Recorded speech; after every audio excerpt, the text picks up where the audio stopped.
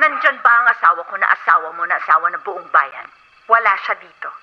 Pakisabi sa asawa ko na umuwi muna siya ng bahay at makipag-usap siya sa akin. Ganyan ka na ba kadesperada? Kailangan mo sumugod dito? Football player ka siguro. Sinipa ko na. Hinahabol-habol mo pa. Wala akong pakialam kay Eman.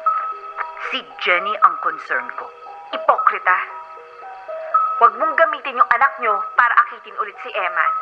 Pinagpalit ka na niya, ako na'y mahal niya. Sabihin mo kay Eman, umuwi siya ng bahay para makipag-usap sa akin.